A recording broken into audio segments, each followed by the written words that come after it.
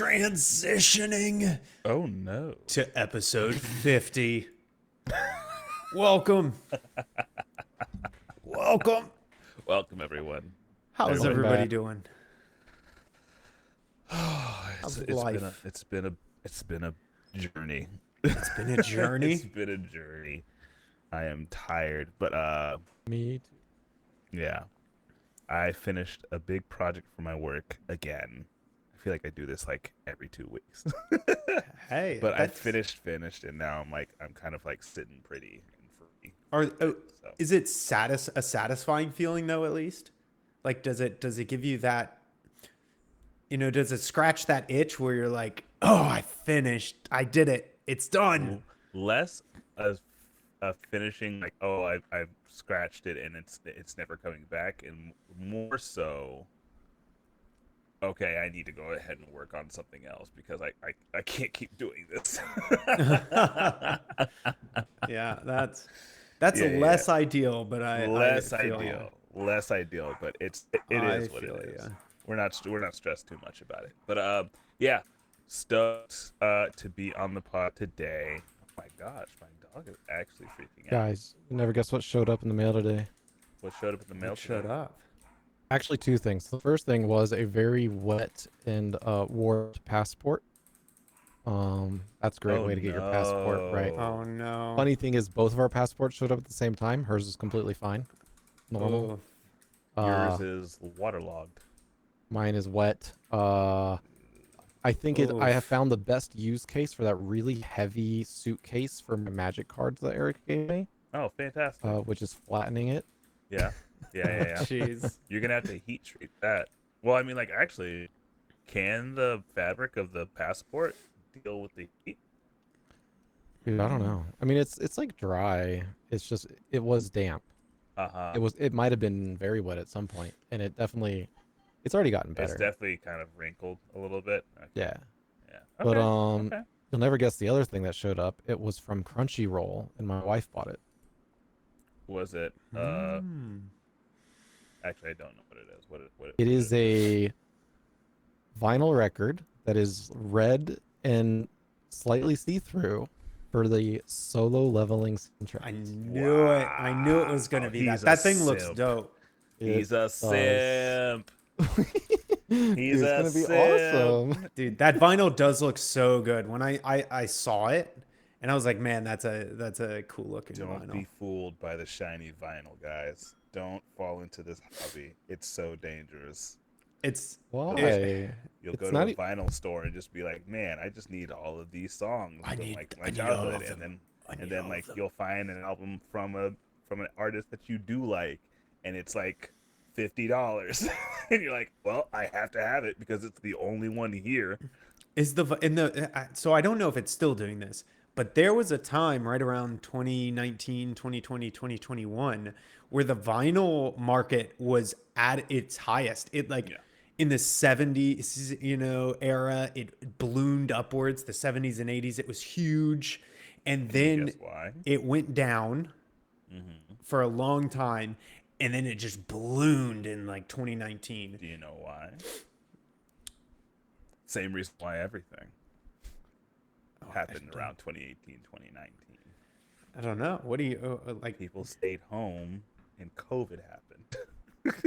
Well, I don't know if that's the case here though, because vinyl records were kind of this collector's item. They were on the rise even before COVID happened, I think. So they were on the rise in 2017, 2016? No, it was like 20. I'll have to look it up to see the exact year, but it started having this huge rise. I'm not surprised. Rise. Oh, wow. Poignant. Man, just be careful of them vinyls. That's all I'll Most say. of the ones we've gotten haven't been that expensive, and they've been like from Walmart. Yep. That's how it starts. Then you go to a vinyl store and you're like, oh, I'm going to spend like an hour going through like three cartons and be like, why do I have 6 albums on to Ash the says it side? was the Tumblr girlies getting adult money.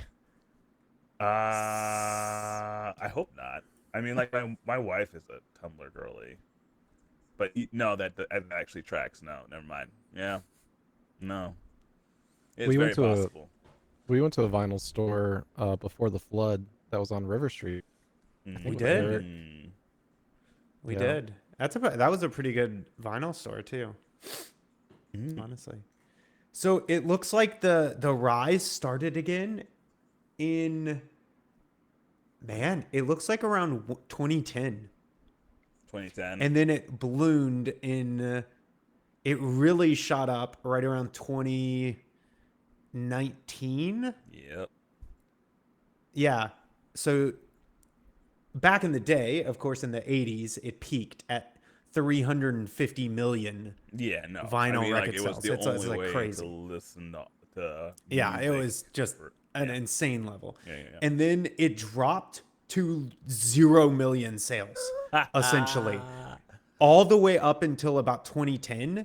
And it's been on a exponential growth rate since then. I believe So it. now it's back up to right around 43 to 50 million sales. People are really into analog right now. Like, I would not be surprised if you look at cassette tape sales as well, and they haven't started rising. I'm sure people are doing CDs as well. But yeah, Did y'all know that there was a vinyl video playing device? I hate that. It took so long to come out that it was like too late for it. Yeah, Jeez. of But course. it had advantages. And when you put it in, you put the whole container in. You couldn't take the vinyl out because it was not cleaning that. You can't get dust on this thing. Yeah. You had to put Has to the be vacuum whole sealed. thing in it, and you would hear it go click, click, click. Like there'd be loud mechanical noises of it accessing the vinyl within. And it had like much better color and stuff than some things that were out at the same time. There's a great Linus Tech Tips video if you're curious where they go over it because they got one. But eventually it starts to skip Yeah, of course. and literally like skips movie and that's terrible. Skips an entire yeah. Or not an entire movie, but like you skip just skip scenes. forward 10 minutes, you Yeah, know, and yeah, it's like, yeah. whoa, wait a second. We're like, what? Yeah. And Yeah, of course, the more you play it, eventually it's even worse and worse. Oh, jeez. It's gonna be a no for me there, boss. No. So, Oh, I went to I don't know how many metalheads listen to us or anything like that, but I went to go see Loathe and Spirit Box on Saturday, and that was awesome. Loathe played some new music, so if anybody is into Loathe, they played some new stuff. It was really good. And if you guys are into like just like heavy vibey stuff, I check out Loathe. okay. They're I'd fantastic. loathe to. Loathe. I'm Yep. wearing the hat. A Liverpool band. Yeah, from Liverpool. From Liverpool. We are Loathe from Liverpool. We appreciate the love so much. And then what was the other one you said? Spirit Box? Yeah. Loathe Funny and enough, I'm Spirit wearing Box. the Origin shirt for that too. Nice. I didn't mean to do this, I promise. The But Spirit Box and Loathe, they're pretty good. They're heavier stuff, so like if you're not into metal, may not be for you. Speaking of Liverpool, I watched the F1 race this weekend in Japan. I was not in Japan. It was in Japan. It was in Japan. It was the most unexciting, uneventful race like ever. And it was very intense, but there was like no one passed anybody. Like Hamilton passed one guy, and then someone in the back passed two people. That was boring. it. Like the whole race. So like it's everybody that's held unfortunate. position the entire It's time. because of the track. There was no weird weather for one, and two, it's like you basically keep the position that you started in, and it's a crazy track because the guys are doing like 5.5 Gs on a turn for like a long time, and that's after like a series of turns. So it's like really hard on them physically. Yeah, exhausting. Yeah, Has to be. I could see that. But there's like nowhere to pass. Okay, so it's constantly like you just trying to survive the track. Yeah, But it's weird because it's a real track. Because that's more so what happened in the city, where they have like streets with very small spaces, and that's when they really can't pass each other. So I don't know. It was weird. It was funny. They have like this cool down room for the top three, where they all sit together and they're like watching the highlights, and at the end they were like, "That's it." Wow, like nothing happened. That's what they were all like, "That's weird." Do they do like in my head you explain this experience and I'm like, why don't they do something like a time trial based type of thing? Do they do time trial events or anything like that where it's like Where it's just like open track and it's just like, hey, beat yeah. this time. It's like everybody gets 3 laps go. and their best lap time is like their entry or something like that. Well, you can't do that because in reality you have weather and wind. Oh, the So variable of like reality is what you're saying. You could win just because there was a gust of wind behind you at the right moment. Yeah. It's that close. Yeah, that's pretty crazy. You know, so they don't, but there are very interesting races like the one in Miami coming up where it's called a sprint race. And so instead of doing 3 practices on Friday, one qualifying, one race, there's 2 races and only 2 practices, and they qualify for that. So those are really exciting. And they've been changing the rules and requirements for the car to make it more interesting. So that like the wind coming off of the car in front of you is less dirty. They call it dirty air, so that you have a better chance of getting close to them and having more interesting things happen. Okay. And then of course they have the DRS system where they just like basically gain 20 horsepower by changing the flap from downforce to no downforce. But there was only one DRS zone, and that's on the front straight for this track. So you have to. So it. Okay. So that's like the only place, and you can't use it unless you're within 1 second of the person in front of you. What? Yeah. It's weird. But then like a track that they were at in Australia has 4 DRS zones. So they're flying. They're in Australia. Yeah, there's passing going all over the place. So That's sick. Yeah, that definitely sounds far more interesting, at least. The most interesting thing was, though, Red Bull, oh my God, they're crazy. They had a rookie as one of their new drivers next to the world champ, Max Verstappen. He didn't do well in the first 2 races, so they kicked him out, put him in the junior, not the junior team, but like the Racing Bulls team, which is like where they test people out. And they promoted Yuki, the only Japanese driver. And he was doing so well until he screwed up in qualifying. And he's the guy that passed 2 people. But he was still ended up in like 12 because he was so far back. He was behind. Yeah. Oh, wow. You know what's even cooler than that, though? The premise of this episode. Yeah. it's whiskey time. So everybody will kind of remember, if you've been keeping up with the podcast, that at the end of last year, I was able to go to India and get a bunch of different whiskeys, particularly from the Paul John Distillery. And as it is a special episode, it is the 50th episode of the Taphaven Podcast. We had to do something special. So today, the boys will finally be able to try PJs. some of the... Yes, we will get to try PJs. And if I had known early enough that that was what we were going to do, we could have worn pajamas. Oh. I think like literally I literally got PJs for my birthday, and they're all dirty, I think. But I got these what is it called? MeUndies PJs that are like short sleeves and short shorts with pockets. Oh my God, so good. Nice. So good. Look, my wife got me MeUndies PJs a long time ago. They're long sleeves, long pants, no pockets except for on your little one chest. And I'm like, what am I supposed to do with my phone? No, shut up. Shut up. Just shut up. No, Bad design. Absolutely. No. All right, so which one are we? Not gonna hear it. So we have 3 separate whiskeys today, and I'll kind of show all of them and tell you what's going on here. So we're only doing special editions, by the way. So these are extremely hard to find Paul John whiskeys. Paul John is pretty difficult to find in the U.S. anyways. They don't export a lot of things, and typically they only export to like Europe and Scotland and things like that. People close enough for them, you know. Yeah. So we have today the 2023 Paul John Christmas edition. This was a special release. This one will be a single malt whiskey.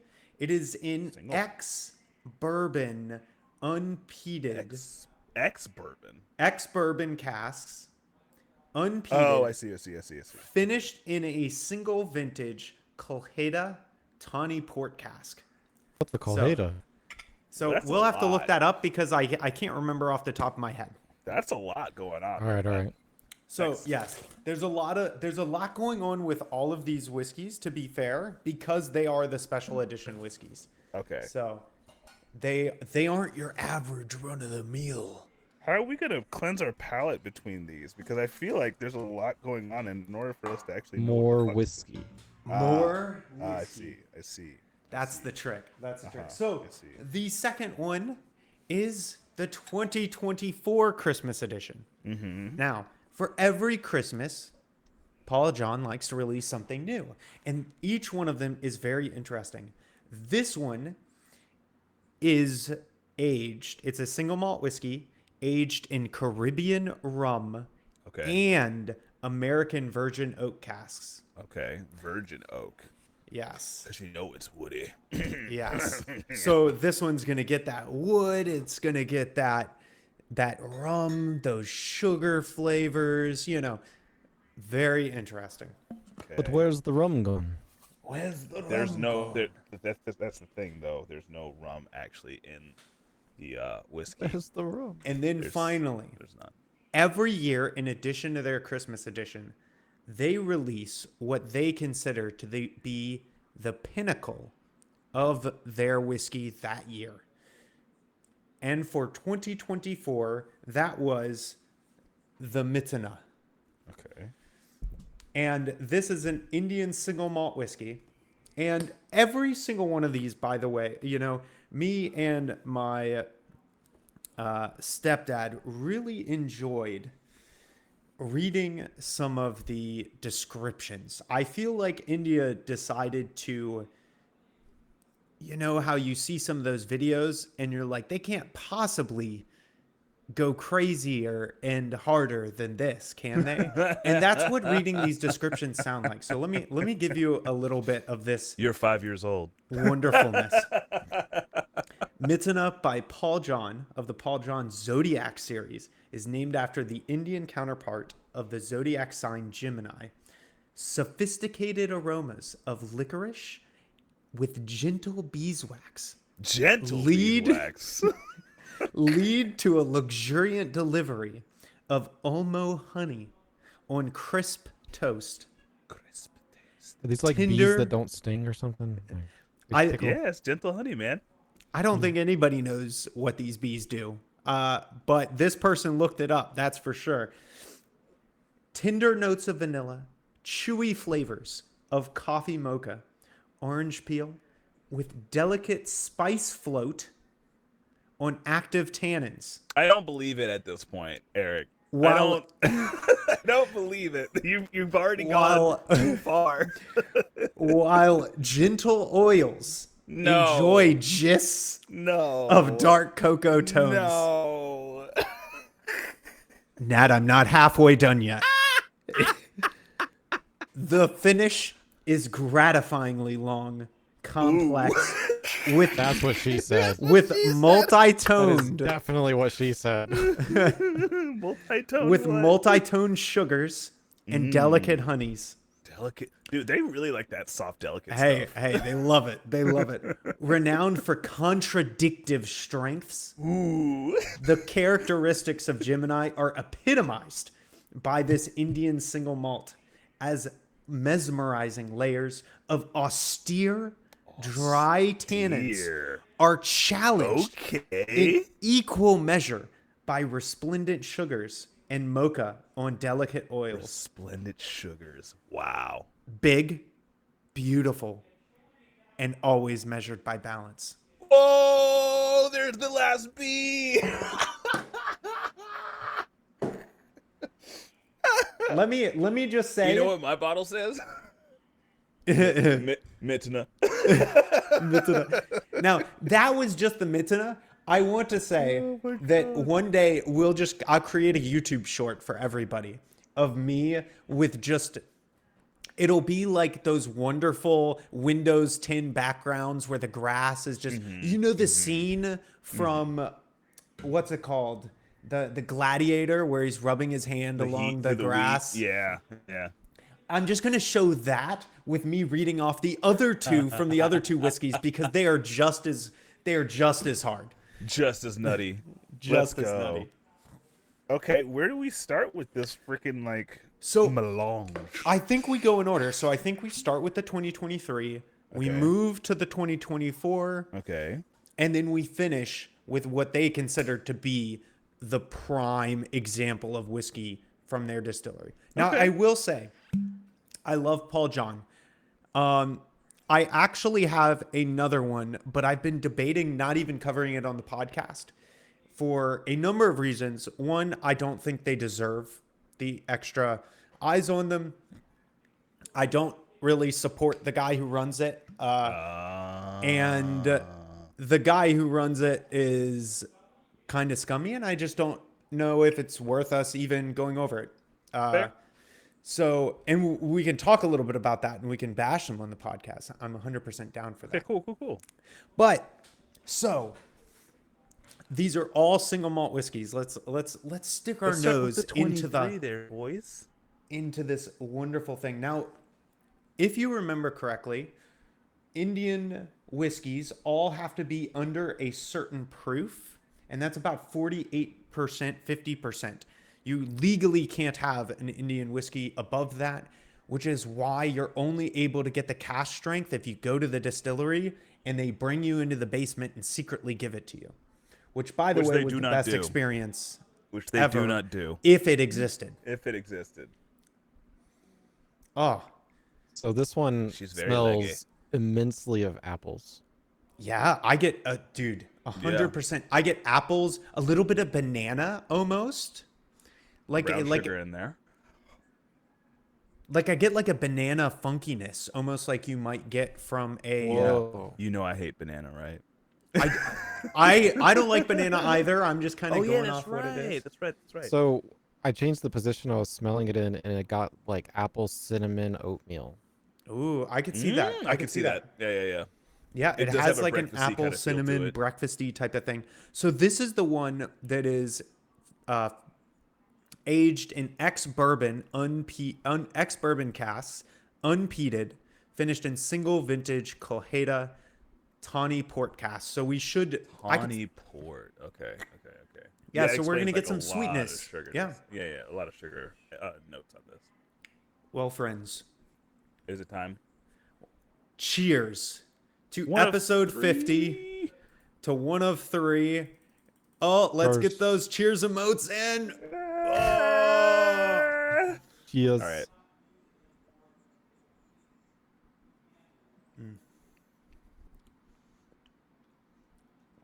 Spices. Mm-hmm. Spices, apple. I get the That's a single oatmeal malt. again. You get the maltiness for sure. You get the single malt in there, but it's kind of cinnamon apple spicy. It's got a funk at the top. It does have a funk. Like they say unpeated. I taste peat.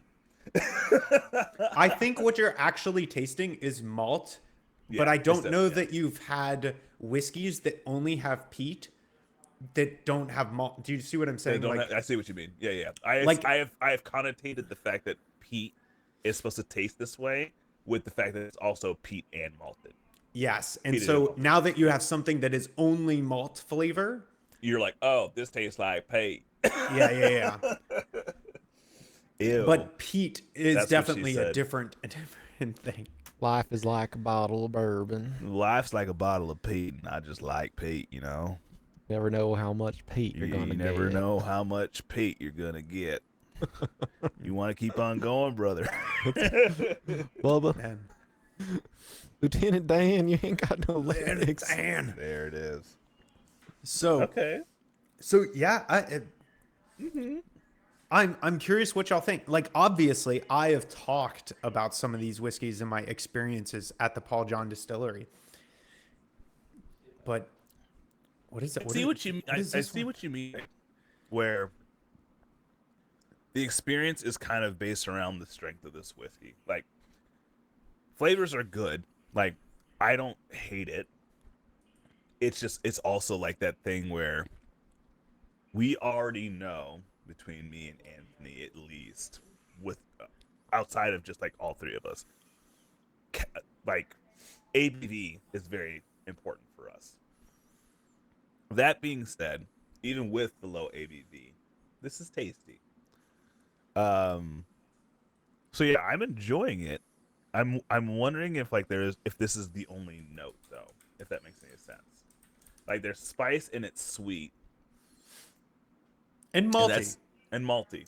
I think so. I think another lens to look at it through is the fact that, and the way that I see it, if you like single malts, this is a very tasty single malt. It's a very tasty single malt. Yeah. And they just do a solid job. And there are a lot of single malts that I do not like. It's and not these malty enough. I could see that. It definitely is not as malty as some of the other single malts we've had, or a lot of single malts in general. This one is very subdued. I kind of love it, you know? Like, on that initial just like mouth taste and then like swallowing down, it's not kicking you in the teeth. It's got flavors. It's got lasting power for being the ABV it is. Like, I still have the flavor in my mouth. I'm guessing that's the oiliness of the spirit, but it's just balanced very well. Like, I don't have to grimace my way through it like some of the whiskeys that we have had. Where I'm like, all right, let's go ahead. How does that work? How did that work? I just blew Eric's mind a little bit. How did you black and white his emoji? He's not a Twitch power user. That's crazy. I didn't know that was a and thing. Did you change the CSS of it? I mean, if I told you my ways. Shut up, Anthony. Shut up. How dare you? If you're Like, if you're not gonna tell me, then just say you're not gonna tell me. Don't tell me a story. Check Tell me this that one you're not out. gonna do it. This one's got sunglasses. Sick. That's Love crazy. It. Now, if you're not gonna tell me, get it out of my face. All right, bye. Good podcast. I'm out of here. Like, baby. That's cool though. Wow. How do you feel about this, Anthony? I feel like it has a lot of good mouthfeel, which is interesting. It smells really good. There isn't a whole lot of flavor. It doesn't taste like it smells to me. It doesn't have terrible flavor, Okay. but it doesn't have. I don't know. There's nothing sweet, even though it smells sweet. But it does this like tingly thing with the sides of the tongue, and then after you are done like swishing, it transitions to like the top, and it kind of burns, even though it's not obviously not that strong. So yeah, I mean, I like it. I'm gonna try it again, see how it goes. Is this your? Ooh, Jesus! Is this your second time or third time? Fourth time. Okay, good. Okay, good. I can see what you mean. So, before we, because we'll do it all at the end.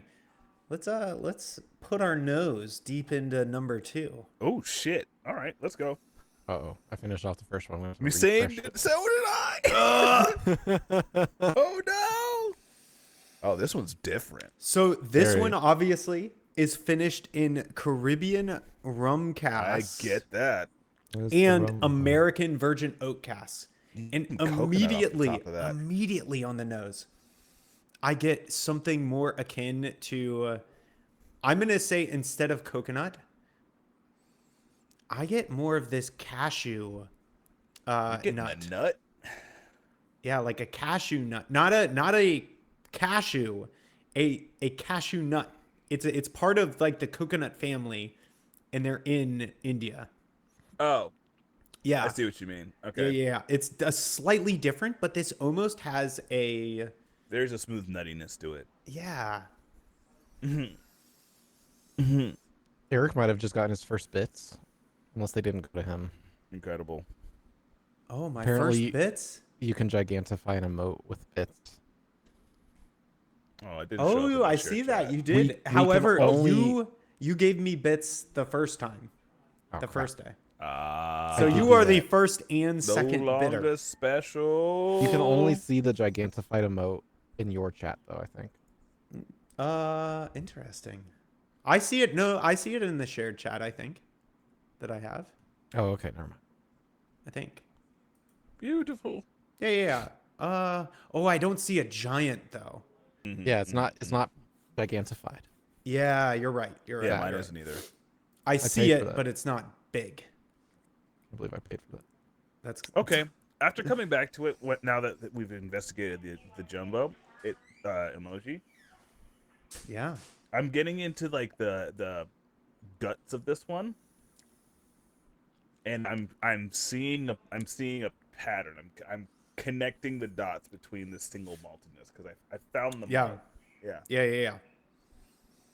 Yeah, once you get the single malt in your head, it's hard to get out. Like there's a malty Yeah. flavor. I wish it's like it's the M hole. Like you can have or something like that. You know. You They're know. both pretty oily. This one's a bit Yeah. more oily. Yeah. How do That- you know it's oilier? So It's stuck on my tongue. Oh, so you yeah, already you can drank either it? feel it I or saw Eric drink it. Oh Yeah. God, guys. So let me see I if I can know. get this zoomed in so that you can actually see. I got to cover my eyes, I think. So, do you see on the glass? Oh, come on. There's like oil like sticking to the glass here almost. Guys, Oh my gosh. that one fucks. Dude, this one has that typical rum flavor kind of mixed in. This one's good. I almost followed up on you, but I was like, wait, that's our one, right? You Yeah, get that's our one. Yeah, I You can't get say one? it again. Nope. We get one. It's You mine. get one. We get one.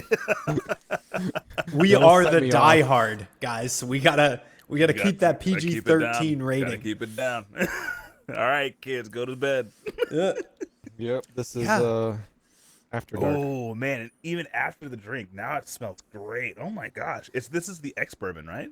So no, this is the first one was the ex bourbon. Yo, This one is the smells like Caribbean ex-bourbon. rum and Yeah. American vintage oak casks. Virgin oak casks. So that means it's using white American oak, but Mm-hmm. it wasn't used for anything else. It wasn't used for a bourbon. It wasn't used for anything. Mm. It's just virgin oak, unused. Mm-hmm. Are you telling me that this will turn me into a pirate and help me slay vampires? Yes, that is Well, actually- exactly what I'm saying. Not just any vampires, but the originals. Isn't that right? It's a white oak steak. Was it a white oak steak? Kill the originals. It was a white tree. That's all I know. I can't remember. In my like head, white wood. I'm mixing up two scenes. I'm mixing up the scene in the originals where that is the case, and the scene where they use what I think was American white oak Yeah. to kill the trickster in Supernatural. Oh yeah, it's actually killing there because in the originals it's a stun. They just go to sleep. You can't actually kill those ever. Well, in Supernatural, it wasn't actually a trickster, and it didn't was kill the- him either. Wait, isn't he the angel? Yeah. Freaking Yep. jerk. Yep. Freaking jerk. So like imagine this. I'm going to this distillery and I'm trying these whiskeys and this is what I'm trying. And then they say, "Follow me to the basement." Like I kid you not, this is like the Goo Goo Gaga version of The goo goo gaga. of the eloquent PhD paper that they Sits in the can't basement. sell that sits in their basement. Oh man. This is why we should buy a barrel for Taphaven. I would buy a barrel of that one. That Does was that really mean good. in the basement they keep Lady Gaga? Dude, Maybe. In a Bro. barrel. So too soon. She just dropped some new heat. You can't. She did? I didn't know. No, it's a great single. I forget what it's called. You know what right is a now. great single? Itty Bitty. Go listen to Itty Bitty by Ashnika. Ashnika. Okay, putting it on the list here. Itty Bitty. Oh Itty man, it is bitty better than it should be. Okay. It is. I got it pulled up so I can listen to it after the Itty podcast. Do you see the cover art, Eric? I do see the cover art. It's hilarious. You'll understand once you listen to it. Okay. I do see the cover art. We can So listen to Alright. it nonstop. now Very well. those two are their fun releases for the year. Fun. Okay. The next one is the release that they bring to the competition. And Oh. if you can see it, the box actually has it. They ended up winning four medals for this one. They got the third finest whiskey of 2021 by the Whiskey Bible at 97 points. They won a double gold at the World Spirits Competition.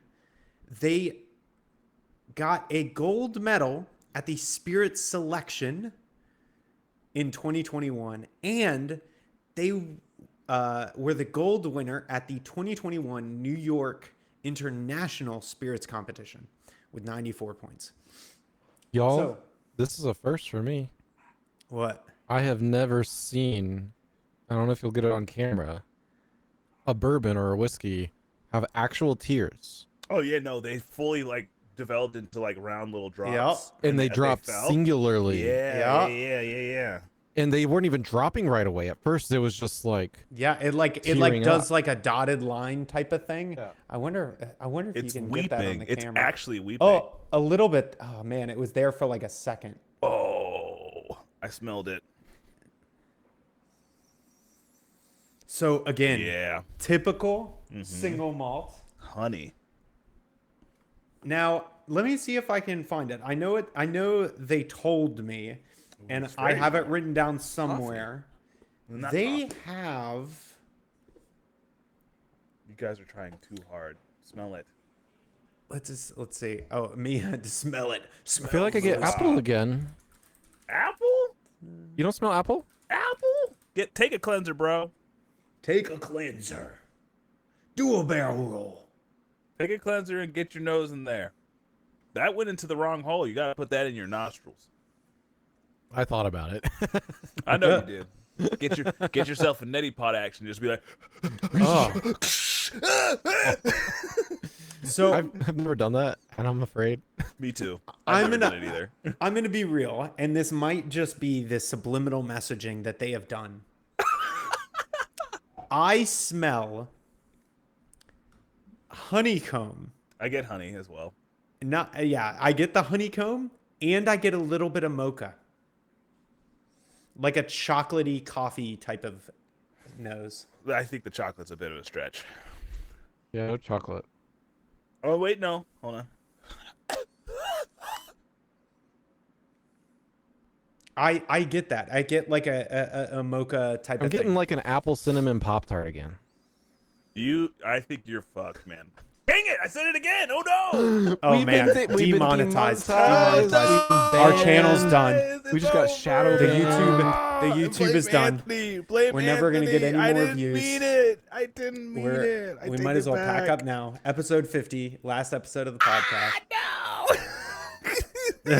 Oh, the cops are here. Oh no. Oh my god.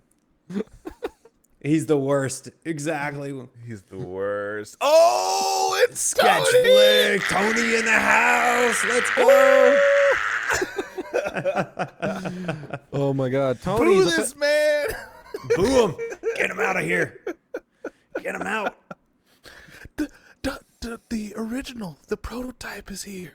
The Tony, how are the how's the pink? How are the cherry blossoms doing? Tell me you get to see them like every day. Oh, Is Is man, it cherry? that's so Yeah, dope. no, it is It this is. season, right? It's cherry Yeah. blossom season. In Yep. Formula One, there was a car that repainted it just to show cherry blossoms. It was the Haas one, like the only American team. We're gonna have to get you on the show one time, Tony. Dude, heck yes. Yeah, We do got to some get Japanese Tony on the whiskey. show. Yeah, we'll have to do a Japanese whiskey Yeah, and get him on the show. for sure. We'll have to figure it out. He's only free at certain times, though. He's on a strict schedule. He's Like actually right now. he's doing real good, though, guys. Hey, let's There's go. some good stuff coming down the pipe for Sketchflix. So be open Yeah. to it if you are a creative who is interested in drawing Heck or doing yes. any form of writing. If you're trying to figure out a way to make a living doing your creative art for those who are young and trying to figure it out, he's a huge resource of information. So Nice. follow Sketchflix if you can, at Sketchflix on YouTube, Sketchflix. Yep, And I didn't have him on the stuff. I just did all the follows. Let's go. We're getting some secret news. you got some secret news. I think he might be. dude, is he- dude. what? Okay. Hold on. I Hold on. already Hold on. hone in, lock in. Lock EFN. I was How do about to we- say. How do we make him a VIP? Anime Matsuri. Anime Matsuri. Wait, what? What? Are you coming down to America for Yuka. Anime Matsuri? No. Is she coming through? Do Oh, explain. Do tell. Guest. Oh, let's yes. go. In Texas? Oh, Yeah, it's in Houston, right? Dude, hell yeah. I'll be there. Fuck yeah. Wait. What Hell day is yeah, that? dude. July Oh, 11th. That's so sick. Yeah, boy. July Get over 11th. here and get this Texas loving. Working on the Oh, yeah? negotiations right now. Let's go. Let's Oh, go. yeah. Do you know what She's she's not- showing up for? She's not even on the list yet. Yeah, not yet. So What? secret news. Don't tell nobody. Don't tell anybody. But no. Wait, that's 2025. Oh, California. Okay. Yeah. Oh, sick. That's so Columbia. awesome. Fingers crossed. Go. Dude, that'll be crossed. so hype. Anyway, we were talking about whiskey before he showed up. Penny is stock. Yeah, dude. Yeah. Yeah, dude. Hell yeah, That's- brother. Yeah, So, we'll yeah. have to go ahead and do a whiskey tasting with Tony at some point in time. Dude, heck yes. Oh, I have we am drank in. this yet? I haven't. Let's go. Okay, Anthony, post up, break bread. Smells different. Panty and stocking. Mhm. Hey, Sketchflix. Highly recommend listening to Itty Bitty by Ashnika. You won't regret. You won't regret. It's a bop. It's a bop. Okay. Oh, I wanted No. this to be more than it was. really? Yeah. I wanted this to be more than it was. So I can give my little bit of bias. I actually like this one the best, but I am prone to darker flavors. So I love the darker, almost raisin type of flavors that this one really leans hard into. This one's powerful. Like It an is insane powerful. amount of mouthfeel or tongue Yeah. feel. I agree. And So- no, go ahead. I was gonna say though, as y'all know, ever since I started playing Marvels, I've made like the tip of my tongue numb. So Oh, you know what? Second run was good. I had to clean my palate. Ah, okay. I Second one was also good. Yeah. I don't know. So this feeling, it happens for a few different whiskeys for me, but it like explodes outward in how your mouth gets tingly. So when I drink it, it's almost like it starts at the tip of the tongue, like, and then explodes outwards in a circle. That's and what we your call mouth juicy there, buddy. Yeah, dude, it's like Yeah. it's got some juice to when it. When I say juicy, that's what I mean. It's Gotcha. whenever it turns my mouth into a blueberry. I feel like the commonality for these with me is the mouthfeel. They are limited Dude. to 48%, yet they all So they have to a lot they of have to flex mouthfeel. that. Dude, Yeah. and they kill it. They kill the mouthfeel on all of these whiskeys. Like, I will say that was something that was consistent across the board. I tried, guys, I drank a lot of whiskey that day, but I think I tried close to 14 different Paul John whiskeys that day. And every single one of them had a few consistent things. They all nailed the malt flavor. Every single one of them kept true because that's what he wanted. Paul John's view was he loved single malts. And if you don't like I was single gonna malts, say this is probably all single malts, huh? they're all single malts, and you might not be a single malt person, and that's okay. This ain't gonna be your whiskey probably. They're tasty, but they taste like single malts. I could see somebody being about it though, because I don't love single malts. But go continue. I Sorry, could keep too, going, but keep some going. people are like, no, I don't like single malt. But every single one of them was consistent. The malt flavor was solid. Then every single one of them coated your mouth and had a great mouth feel. And every single one of them gave you some tingle, even at a fairly low ABV, and they hit above their weight class. How do they do that? So I'll tell you what. So I talked to the guy for a few hours, and I'll tell you what his marketing answer was to me. And I don't think this is the case, and I think I may have said it on the podcast previously, because every whiskey, when it's inside of a barrel, breathes inside of the barrel. Essentially, it evaporates, it seeps into the wood and pulls back in based on the heat and temperature and humidity. In India, where they're at, they are in a super warm, tropical, humid climate. And so their marketing answer is that the whiskey there breathes into the wood so much more than other places in the world. So when you put the whiskey in, it's traveling through that wood. They said that something like a 4 to 5 year whiskey is more akin in taste for them to a 10 to 15 year whiskey.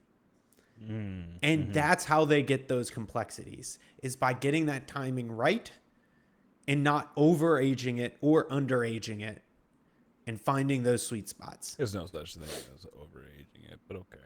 So funnily enough, we haven't had, and I've actually been meaning to do this for a while on the podcast and I haven't done it. We have yet to have a whiskey that was bad because it was overaged. Oh. But overaging does exist. There are things that happen when you get to a certain age, and different whiskeys taste different at different ages. So that age is different for every whiskey depending on the climate and the style of whiskey. So bourbons, for example, people oftentimes, they've done blind studies and things like that. Bourbons tend to taste best from year 7 to 22. That's a big window, but I get you. It's a big window, but almost every bourbon that you have that's It's aged between longer those than years. 22 years. For example, a lot of people like the 20-year Pappy Van Winkle, but the 25-year Pappy Van Winkle almost exclusively is disliked by the same people that love the 20-year. I mean, And what's the price tag on a 25 though? the 25-year ends up costing way more. But at the same time, there are whiskeys you can get that are older that aren't that expensive, but have the same comparison and same blind Yearly, tastings done on them, age. Gotcha. right? And people are like, dude, that one just isn't as good as the 18-year. Because it's a bourbon and it's old. It's Yeah. out of its age range. Yes, Gotcha. there are sweet spots, essentially. And so now, for better or for worse, we just haven't had one. The older whiskeys that I've tried with y'all, that I've brought onto the podcast, have been ones that were aged meticulously. They were perfect aged. But at some point, I would love to get a whiskey that has been overaged and just isn't good, to kind of show you what happens to the flavor. So it tastes bad. Yeah. Okay, got you. I wonder what that is like. I wonder if it's like a souring or something. Don't explain it. I want to Okay. experience it. Yeah. That's entirely fair. I don't want. Yeah. So now I'm going to go through and just take another little look-see through the basket. I already The know what my basket. favorites are. I'm ready to go. I'm suited and booted. Yeah. I already have them like set up on my table right here. Right. That. Yep. Yep. That's the one. Yep. Oh, man. Coming back to that Mitana, and smelling it after the other two. Oh my goodness. Sugar. Which one is it? This one? Yeah, this is the Mitzvah. Yeah. And empty bourbon glasses Did not age well. Huh? lead the charge into the frontier. Forward, my brothers. Okay. Paul John, 2023. How do you feel? It's my least out of the three. Your least. It's my least out of the three. What would you rate it? It had some really interesting notes. I would give it a 3.5 because I can definitely see the flavor palette's good. Like, it's not like it's bad. It's just like I really wish that it kicked harder. And for the flavor palette that it was giving me, it's just like it's not my thing. You know, I wanted something that was a little bit more sweeter, but also more complex in terms of the interpretation. I know whenever I first talked about it, I was saying that, is this it? I get the three things, right? So I forget what the three things I said though. It was I think it was apple, banana, like brown sugar or something like that. There's a little bit of spice in there, and that was it. So anyway, that's a 3.5. I would give the next one, which Daily is drinker? Daily? Wait, whoa. not a daily drinker. Not a daily drinker? Not a daily. No. And what would you pay for this whiskey? I would pay $30 for this. Okay. Yeah. The next one immediately after is the Mitna. And I feel like the Mitna is a 5. I feel like it is the bar standard for what I feel like a single malt should bring to the table in terms of just complexity. Honestly, I'm very tempted to rank it even higher. But it's the strength thing. That's the only thing that's holding it back at that point. Like, it has the flavor, it has the dimensionality. It's dimensionality? That's not a word. Anyway, there's dimension to it enough to like make me feel as if it's a good quality experience. So give that a 5. It's daily drinker. I would pay $60 for that. And then so 5 daily drinker. 5 daily drinker, $60. $60. Okay. And then the PJ 2024 is a 5.5 to a 6. Yeah, no need to come. 5.5, just like by the barest amount, just because like I feel like my Jamaican heritage just absolutely requires it. The Caribbean came out. Yeah, like it was just like immediately I smelled it. I was like, oh, this is better. Oh man, it's so good. But yeah, no, I was very happy with the PJ 2024. I would daily drink this. I would pay $80 for this. It would hurt me. I would rather pay $60 for this, but I would pay up to 80. Up to 80.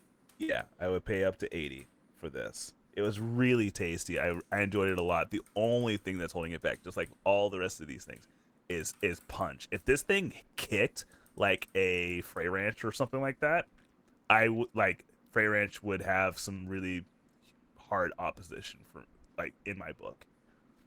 Gotcha. Yeah, PJ would be talking some mad squat stuff on my shelf, like, "Hey man, that bottle's looking awfully empty. I've been restocked 5 times." It's fair. It's fair. So yeah, that's how I feel. Anthony, give it to us. Give it to us straight. Which ones? What ratings? What prices? Here we go. This one's really hard for me because my tongue is numb. Yeah. Yeah, he's been playing too much Marvel Rivals, and now he's all sorts of jacked up. So, the PJ 2023 tastes spelled really good with the apple, and then has pretty impressive mouthfeel for what it is. Not much flavor, and I didn't taste the malt. So, but I still, based on how interesting it was, want to give it like a 4. Okay. Yeah. Okay. Yeah, I'd give it like a 4 and pay $40. Daily drinker?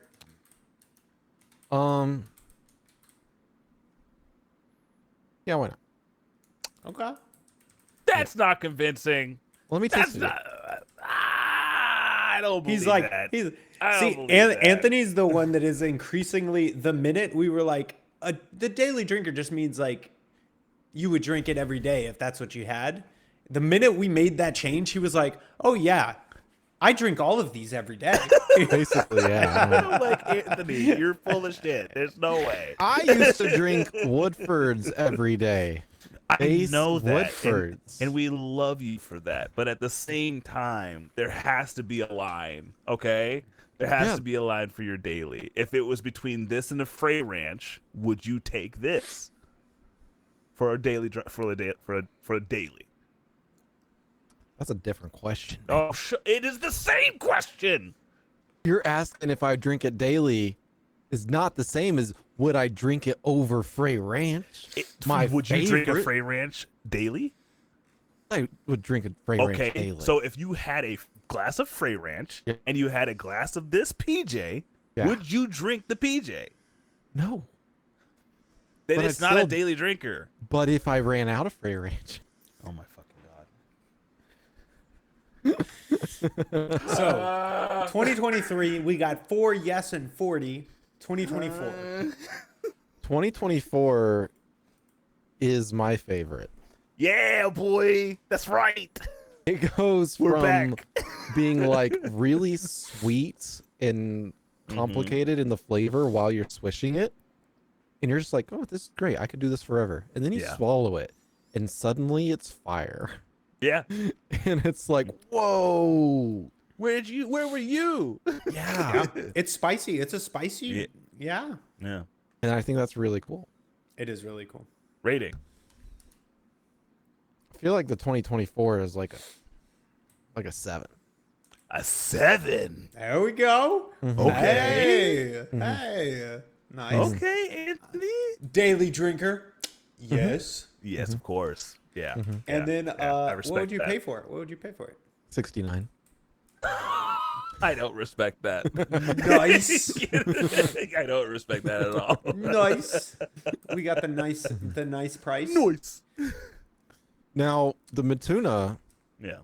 which kind of want to call it like Mufasa Bro, Mufasa. that's when I look at it.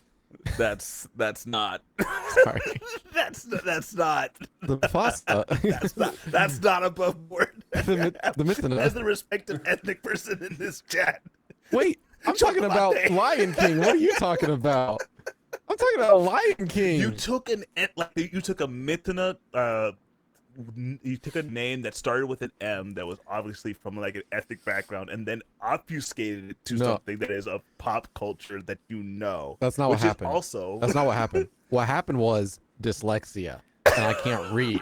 Okay, so you are actually offending me by saying that I'm offending. I'm just kidding. oh my god. Anyway, the Mufasa, as you were saying. The Mufasa. The Mufasa. That is the one that I actually taste the most malt in, which is Really? interesting. Yeah, and so Okay. that's the others. I didn't really notice maltiness, but Mitana, I've got some malt going on. I think Mitana is only like a 5 out of 10 for me, though. I hear that. I don't know. There's maybe my palate's not refined enough, I don't think it's Something- a refinement issue or there, it's but just they picked think- wrong. I think it's a skill diff, honestly. Skill diff. Yeah, I don't know. This one's not no, my sorry. favorite. A proof diff. There it is. Proof diff, yeah. No. But I mean, this one did smell really good. But Mhm. honestly, like, smell is maybe 10% for me. The 90% of it comes after the smell. Fair. Oh man. I think that's fair, except for the swamp whiskey that we had like 20 episodes ago, Bro. because that one the That nose took up killed us. 70% of everything. Like, I don't care if like Yeah. you taste like gold. If your nose smells like petrol, I'm gonna have an issue, dude. Yeah, that was rough. Though it is really cool that this is the first one that I've seen do like actual tears. It Oh, yeah, was that was really, really cool. That cool. is cool. So, Novelty daily drinker, I'm aside. guessing still yes. Mm. Mm-hmm. Okay. And what would you pay for the Mitana? You know, I just went back to it. And it tastes kind of better than it did before. Oh no! Yes, Anthony. let's go. Press that elevator button. We're going up. But the aftertaste is kind of harsh. Oh, then we're back down. Look at that. You pressed Yeah. all the buttons. Ding. He's that kid in the elevator. It's kind of like having a conversation with somebody and they're like really impressing you with the meat of the conversation. And then right at the end, they ruin it. And you're like, I never want to talk to them again. Ooh. And you forget. Ooh. You forget the whole story they told. You're just like, well, what is wrong with you? Would you say that? Why would you say that? They're like, and by the way, the lunar landing was fake. You're like, dude, What? What? There, happened? I think there's We a were- movie about that. were That's, gonna by the way, incredible. We were gonna hang out. Like, what? Why? Why did you do this? What was that movie? Did y'all see that movie? Did y'all see No. Fly Me to the Moon? I did No. not. It is did not. incredible. It is so good. Fly me to the moon. It is. It shows NASA Oh, preparing no. for the moon landing Exactly, using a Anthony. television camera. That's funny. It's like, you know what? Even just to flip this, as he's doing this, perfect comparison. At the very end of the conversation, be like, hey, and don't believe what those round earthers are telling you. We all know the truth, right? We know the truth. The Garbage. So, the Earth is actually consisting of multiple like Earth-sized Earths that are surrounded by ice like walls. Oh yeah. Oh yeah. And it feels flat Mhm, because of how mhm. big it is. Yep. Mm-hmm. It is actually a sphere, but there's like a million other Earths On the same Earth. on the same Earth, planet. Yeah. On Yeah. top all of each surrounded other. in ice. On the Yeah. back of a turtle. Exactly. That's l- also on the yes. back of three a elephants. lion turtle. Yeah. For some A people. lion turtle. Yes. But Yes. eventually it is, yes, a turtle again. Yes. Like- A Yeah. turtle again. Yeah. It That's- started as a it's turtle, then it was a stacked. lion turtle, but now it's a turtle again. Yes. No and joke, y'all. Yeah. Into eternity. No joke, y'all. Did y'all know that there are some genetically engineered rats that have mammoth fur? That's crazy. I'm so not surprised. I'm so Also- not surprised. On the same vein, we actually have 3 dire wolves in existence now. That's crazy. I'm so not surprised. 2 of them are like 6 months old, 80 pounds apiece, and Jeez. 6 2 brothers. months and 80 pounds. That's 6 months. Yeah, crazy. they're gonna get up to like 6 feet long, 150 pounds. And one of them is the girl, and she's like She's gonna Um, get she's- huge. she's like 2 months old. I Wow. wonder The what their crazy thing paws is- are like. I bet they're as big as my face. Dude, they look already. so cool. The crazy thing is the boys, they have like a mane of sorts. Like Yeah, when of you course see they their do. neck, it's not like a normal wolf. It's like almost lion-esque. They're still pure white, like but it's different. Anthony, I'm Crazy. gonna tell you something. What would you? Dire Yeah. wolves were around during the Ice Age, bro. They were. So they evolved for the as Cool. much fur as possible. So I'm Yeah. not surprised by the mane. Rating. Get on Rating. on Price. point. Price. Get price, on point. Price. Wait, did I give a rating? Price for the Mitsuna. Yes, you Stop gave diving. a rating. What was my And I rating? need you to get on point. 5. You gave Okay, a that's 5 what I was for gonna the say. Mitsuna. So good, I'm consistent. And then you daily drinker, but you didn't give us a price. What is the price? What did you pay for it? $49. 49. $49. Not Yes. so confused with the 69. Heyo. So Hey. I guess I'm going to be the odd man out here. So Mm-hmm. I'll start with the Paul John Christmas 2023. So 2023. Okay. Yeah. At the bottom. Okay. first one. This is a 4 out of 10 whiskey.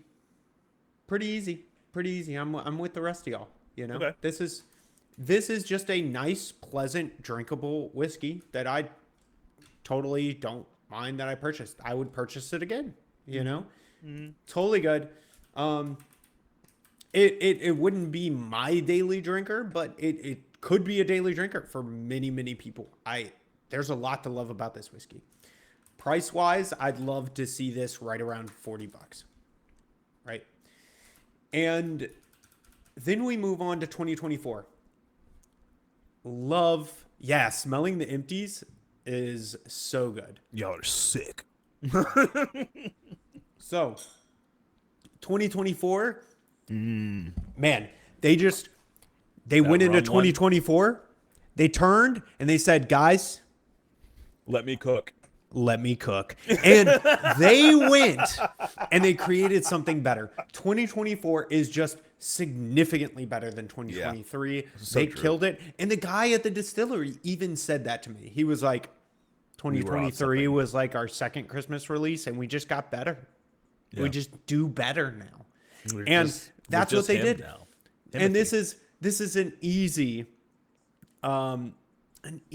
6 for me, I think.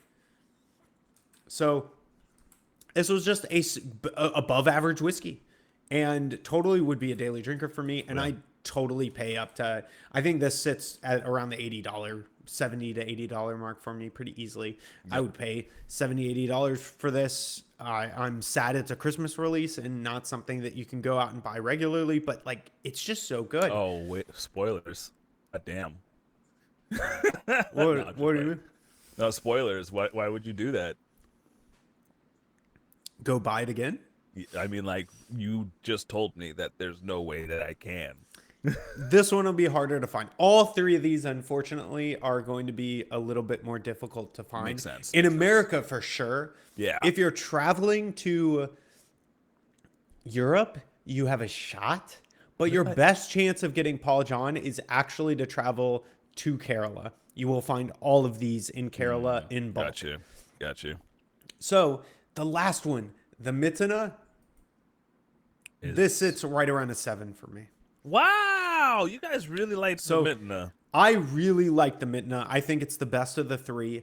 But like I said in my tasting, I am biased towards the darker flavor palettes. And the darker flavors of this one outweigh the lighter flavors of the other two. And that's just a personal preference thing. Yeah. I don't think from a technical perspective, it's better or worse than the 2024. It just happens to align with my palate more. Yeah. So it's just really, really nice. It's also the highest ABV one, of course. I mean, it's right at 50%, whereas the other ones sit a little bit below 50%. you smell the glass. Hold on. So I really enjoy that one. I would totally daily drink it, and I would really like to see this one under $100 Yeah. is where I would like to see it. Now, this is where we kind of get into the interesting monetary pricing of these whiskeys. Oh. If you're traveling to India, these whiskeys are super, super affordable. Of course. Super affordable. You go to India, you're going to get this first 2023 edition for like 35, 40 bucks. You're going to get the 2024 for like the same price. They're all the same price. You're going to get this Midna for a little bit more expensive, but it's only like 110. Oh, that's not too bad. Not too bad. But you go somewhere else and this shit gets expensive and hard to find because Like they real just fast? don't export it, right? So if you're finding this outside of India, somebody had to go find a distributor, go to India, set up a deal, ship it in, get a distributor, and then distribute that to wherever you're buying it from. And the price of all of the overhead of that shoots the price up, and you're going to be paying like 75 to 100 bucks for each of the Christmas editions. And then probably I've seen the Mitna go all the way up to like 220. Damn.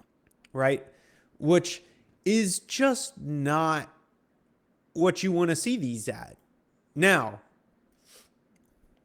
I would love to say you can get them cheaper, but you really do. Like this is one of those whiskeys where if you're an American or a European, then when you're in duty free and you're coming back from India, pick up some of these bottles because you're going to find them for an affordable, nice price. And they're going to be super cheap and they're just tasty. They're all tasty. The whole Paul John line, they're killing it. Paul John, amazing guy, does a lot of charity, does a lot of stuff, and it's just wonderful. So easily, we did lose Nat. I was just trucking through, essentially. But we did lose Nat. Hopefully he'll be back in a second. But yeah, this is one of those ones when you're traveling abroad to that side of the world, to like pick up a bottle of this. They are really worth it. The company does really cool things, and just a great pickup all around. And all of their whiskeys sit in between this. I will say again, and go back and watch the episode where I talk about India more. There's a bunch of episodes where I'm in India and I do the podcast and I talk a little bit about this. And the episode where the first episode when I was back, I think the thumbnail has like "I'm back" or something like that. If you go and watch that episode, I think I go through the Paul John Distillery tour that I went on. The barrel proof of all of these whiskeys are 9 out of 10. Like the stuff that they have in the barrels that they cannot sell in India because India has a hard legal limit of 50% ABV being sold on shelves. Those whiskeys in the barrel are unbelievably good. Unbelievably good. They're like 8 and 9 out of 10 whiskeys. Hopefully, the Taphaven podcast will be able to like go in, buy a barrel and distribute it. And like, we'll be able to get some of that stuff to the States one day. But that we go to his stream is live. Yeah, his stream is still live, but he is not. Weird. It is weird. Is he When in the he's- control room? He's not No. even in the control room. He's not in the control room. Oh, it looks like he turned off his camera and mic. He is in the control room. It does look like he turned off his camera and mic. Maybe he's got to turn that back on. A little weird. Nah, turn turn it on? that stuff back on. I don't It think is so. It is weird. Maybe refreshes. Maybe if he refreshes his page, he'll pop back up like a ghost in the night. Well, is there anything else about the whiskey? No, I think that's really it. I wanted to move on to the topic that I'm going to get flamed about By Nat? by both of you. Shouldn't we wait for Nat to get back? I guess we should wait for Nat to get back. He's disappointing as always. He's disappointing as always. So we could talk about his least favorite game. But there he is. He's back. Oh, So- shut up. He's risen. I want to broach into a discussion, Boo. and I'm going to start this, and it's going to be like a nice sandwich. So I want you to just stay in the meats with me for a second. Okay, give me 1 second while Yo. I go ahead and hate on my uncle real fast. Back with you, bastard. Continue. So, guys, I am caught up on Severance. Oh my god. That was quick. So, Congrats. How do you feel? season 1. Let me just start from the beginning. Okay. Season 1, 9.5 out of 10 show. Oh my God. Season 1 of Severance is unbelievable. Season 2, and I'll talk about it because last week Tread we talked a carefully. little bit about season 1. Tread carefully. Season 2, season 2 starts off with one of the best opening season episodes One of shot. a season ever. It is season 2, episode 1 might be one of my favorite episodes of TV in a very long time. Mm-hmm. And the season finale of season 2, again, amazing season finale episode. Dude, best fight scene with a girl ever. Yeah. They stuck the fucking landing, man. God dang it! Just bleep me in the editing. I'm so sorry.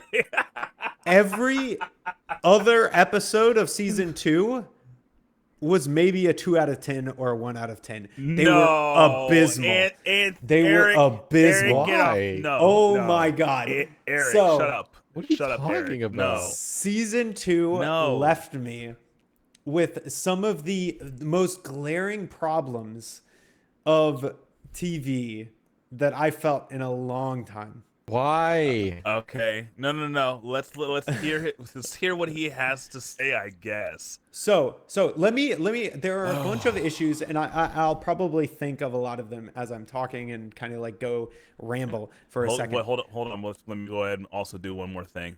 Anthony, this is Anthony who's on the stream. Anthony, who's actually part of the show. Anthony, not my uncle. God, I'm so confused. That made I it know, worse. no, I'm sorry. So I'll call you Anthony, and then I'll do Uncle Tony for Japan, All right. Anthony. We listen and we don't judge. So let me the most glaring issue I'll bring up first of the style of writing that I think failed in season 2 that they just killed in season 1 really is epitomized in the reintegration of Mark S storyline. So we spend about 3 full episodes of time in season 2 about the reintegration for it to essentially do nothing to the plot, mean nothing for the plot, and give us no story beats that move the plot forward and essentially get wiped out. Now, they may go in season 3 and fix that by bringing those things back in. And I hope they do, because it will retroactively mean that those episodes were worthwhile, but they did not mean anything in the scope of season 2. Now, I think what they meant was what he asked the question, what happens to him? Is he more of the original than... They kind of explained that with Petey, though. but that discussion that they have gets blown off. They don't go into depth about the reintegration. It doesn't become a talking point of that discussion. It doesn't drive Mark versus Audi Mark, their relationship forward, because Does it not drive the ending? It definitely drives the ending. I don't think it does. Because Why do you think he didn't leave? So here, hold up.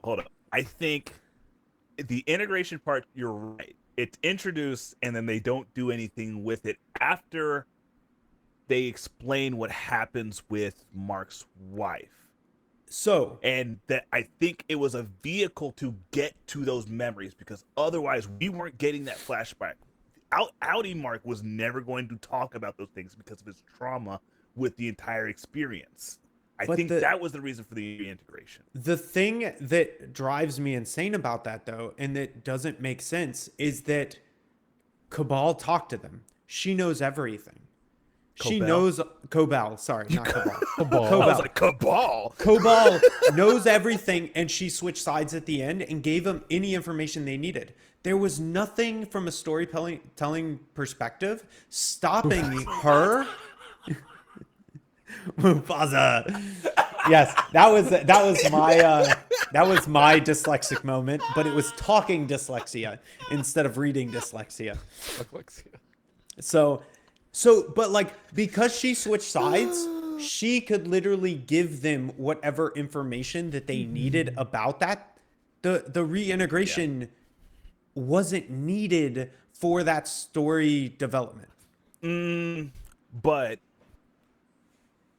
The reintegration showed how far he would go to get his wife back. the reintegration shows how far he goes. Also, they talk about reintegration in the final episode, and Cobell says what?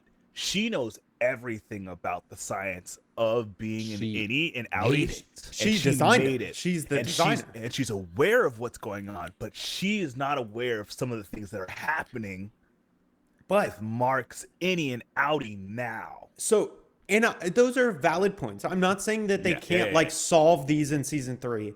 They're just weird because of how much time we spent on them versus how much they actually impacted.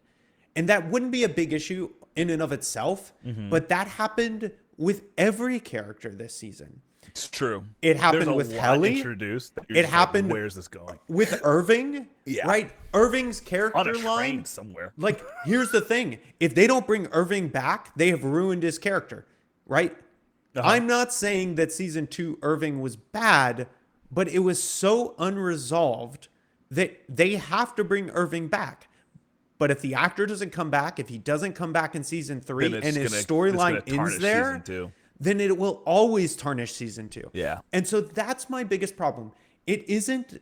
So one of my teachers, when I went to school, said, and I went to music 1 + 1 school. = 2. Oh, No. That school. So got it. He used to talk about jazz theory a lot. And in Mhm. jazz, it sounds very different than like other styles of music because one of the core concepts is like there are no wrong notes in jazz, but there can be wrong resolutions.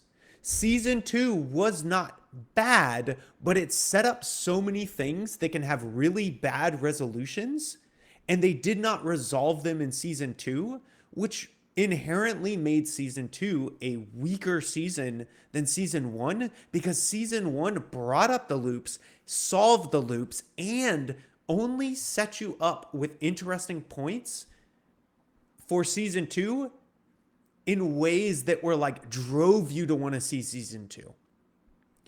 Season 2 sets up things, resolves them in like ways, but leaves you hanging on parts of them. Season 1 didn't do that. Can I? Yeah, Can I say something? Go for Okay, it.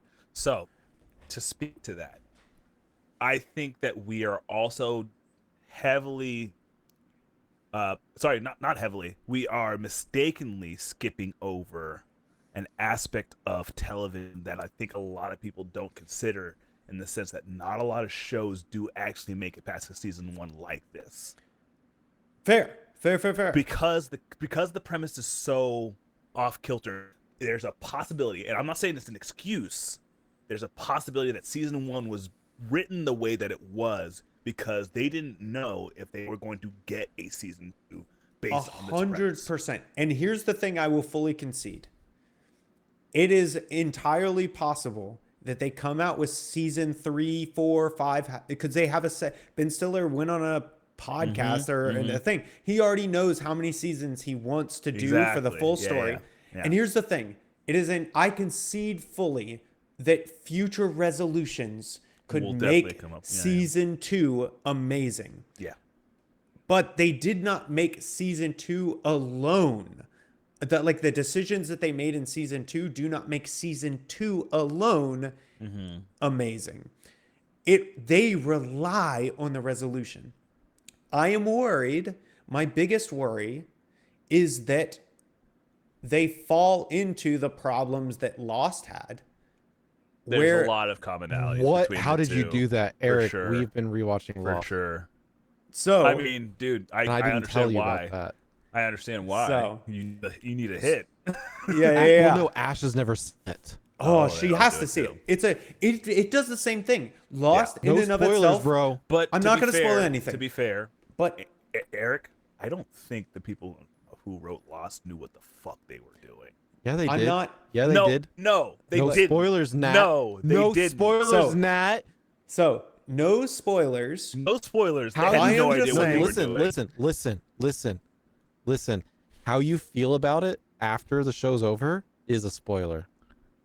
Because she knows y'all very well. Fair. Okay, I'm not even gonna give feelings. Just saying, that's all I'm getting at. I'm gonna fair, do a fair, true fair, no fair, spoiler fair, of fair. this. I am just saying that Lost had similar things Yes, and similar type of writings. Yeah. And I want Severance to take Just do better. from that and Just do do better. even better. Yeah. And I am Brink it. based on season 2, they could go either direction. And Yes. that is my only concern. I already know it's kind of wild and nothing gets answered. What do you mean nothing gets answered? Things get Outta here. answered. Okay, so I want you to keep on talking about like what really kind of like upset you about the season, because for me, this cemented Severance as my favorite show of all time. I feel exactly the opposite. I feel like I literally told B I'm really worried, and season 2 made me less interested in season 3 in its entirety. And I almost want to leave it at season 1 because of how perfect season 1 was. Season 1 was perfect because TV. it's complete. Okay, continue. Sorry. So let me talk about the resort episode where they go on their field trip, Oh, the Ortbo. right? With the biggest waterfall in the world. Yeah. So that episode Or- alone is going to leave unanswered questions all over the place. I guarantee you they aren't going to answer all of the questions that episode has. And What that questions? episode's, how did they do the clone shadow The shadow. guys that are pointing Animatronics. everybody? It's animatronics. How did they? What? No, it stop. was. That one's simple. It's animatronics. It's literally just a robot. They're never going to say that. Is It's what I'm obvious getting when at. you look at it. You see one at the last episode when he's doing the thing and he's having the like skit in the comedy routine. You've It's been to not Disney. It's It not isn't the same. explained. It It's not isn't the same. explained. Yeah. It's They look not. like It's animatronics and paper mache, and they can only move their arms one way. It's not the same. All I'm saying is, what does that episode actually do I see what for you're the doing. story? Come on, Anthony, I got you. Every single story, every Uh-huh. single episode gives you a nugget of useful information. Wait a but second. That drives- episode, That episode is the big reveals- reveal for Helly. Helly, and Yeah. also Anthony, betrays Mark's I'm, love. I'm sensing some bullshit. Did you watch it, Eric? That Did is you fall the asleep? so that was going to my big point. Okay. Every single episode Yeah. only really gives you.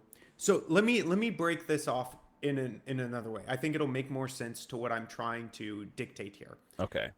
There are two things that the writers are trying to do in Severance. They're trying to give you a Both words. mystery about Lumor and Lumen. what the Lumen and got what you, the bud. company is doing and what's going on He and almost everything got, that's he- happening. He got the R. He didn't get all the way I down. know. I didn't finish writing. So,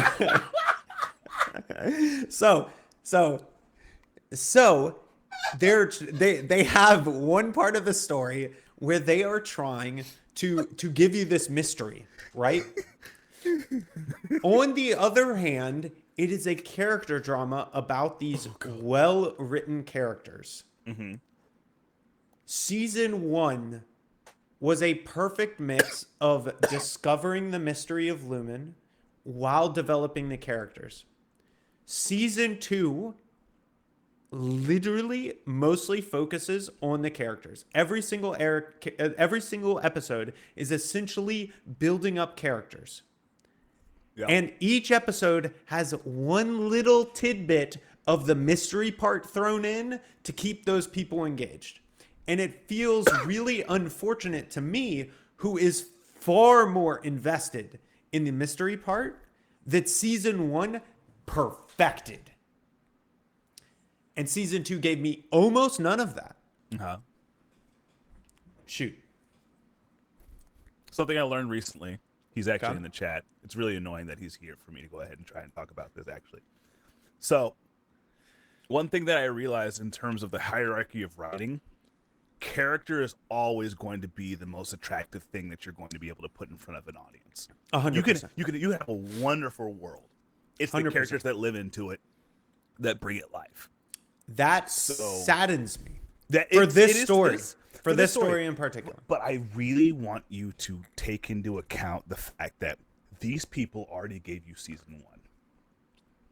They, like, everything has been intentional from the get-go, Again, right? like And I I'm- said, and I'm upset. I'm not trying to change your mind on season 2 because I Yes. understand, like, your opinion is your opinion. I'm not trying to change it. and I'm I just concede. saying, let them cook. Yes, because I they- agree. I agree. Yeah. That is the biggest thing. Yeah. I am rating, in my opinion, right now, based on season 2, with what I have. This is season 1 and season 2. That's all I got. That's all I got to compare. In Yeah. season 2, my opinion of it is really in a fishbowl of just season 2. Yeah. When you look at it in its completed form years from now, it could be that season 2's character development was 100% necessary for where they were going, and the resolution is perfect. Yeah. It's just that right now, all I have to go on is season 1 and season 2, and it's like you get it's like you get this perfect steak dinner in New York, and then somebody says, dude, you love steaks? I'm actually going to the #1 rated steak restaurant in America. And they take you there, and you're like, this steak wasn't as good as the one I had in New York. Uh-huh. And because we went back to back, your experience is colored that way, and it's unfortunate. It isn't that the steak there was bad, because here's the thing. Severance season 2 is still like a 6 out of 10 TV show for me. But when compared to Severance season 1, that's a 10 out of 10 like season, it's really hard. It's different. Okay. I'm going to say something. Anthony, I haven't heard much from you. I'm going to give you the floor. Because I want to hear your opinions. Yeah. Because I feel like I'm doing a lot of fighting here. And I don't want to be the only person who's like throwing oranges at the stage. This. I got stuff to say. Okay. The South got something to say. Say it. So first off, Eric, most other Apple TV shows, don't watch them. Yeah. Oh, I'm sorry, man. but C was good. C was good. Season 1. Apple C. TV gave us Ted Lasso. Ted Lasso is one of my favorite shows of all time. And Shrinking is good too. Shrinking is good. Shrinking. What is C? C was the Jason. C. C, like C starts off really strong as starts well. Off really but good. There's a lull for Season sure. 2 is really bad. Like they went from having some of the best choreography ever to the worst. Dude, the fighting choreography whenever like Baba Voss goes up, Baba Voss, and so good. I did want to just say one more thing before you kind of go off. There it is. Yeah. In season 2 of Severance, there are scenes that are spectacular still in Severance. Oh, for sure. So it's not that that parts of it. Like I said, episode 1, masterpiece episode of TV. But you called the season a 2 out of 10. No. That's where I feel like that's where we're coming from. Sorry, I was being a little hyperbolist there. He did say 6 out of 10. No, he did not. Yes, he I did did. not. So he said like 2 or 3. You misheard me. I said that the episodes between the intro and the finale were 2 out of 10. Okay. The intro and the finale were both 10 out of 10, right? Yeah, okay. It's the in-betweens that really were rough for me, Okay. right? Yeah. Those are the flawed episodes in my opinion. Now that is what as a most whole, Apple it was like a TV 6 out of 10. That's how those episodes are what most Apple TV shows are like. Yeah. Immense amounts of character development, 1% story, overarching, interesting stuff. Yeah. Especially like the alien one and the space one. Oh man. Yeah. Like it's weird. It's weird. I don't know why they do it. Yeah. I think my only sad part is that, like, man, season 1 was just so perfect. Dude, you're gonna like. I know that you're saying it like that. I want to get to the happy part of this because season 2, yes, there are episodes where you're just like, why are we going through this? Like I can point to like specific episodes where like both me and Mel were like, fuck, why did we do anything this episode? Yeah, it felt like a filler episode, right? And they gave us like a cliffhanger at the very end to just be like, no, we know what we're doing. One interesting one You're was gonna come like back next week. Cobell's backstory, and we're like, why are we doing this? Like, this is so boring. So no, annoying. But I thought it was so good. it was good, but you're just yeah. like, but why? Do we need this? But why? Because And we it needed to ended set up that answering- character. It ended up answering the question of who is the girl? Who's the architect? No, the girl, the young girl. I had theories that she was like not young, that she was like an old person in a young person's body. No, she was literally just child labor Yeah, she's just child labor. Yeah. the whole time. Yeah, Well, and then you had cool little subplots like Irving. One big problem I had, again, my main problem was they did a bunch of character development that didn't do anything for the story. Mm-hmm.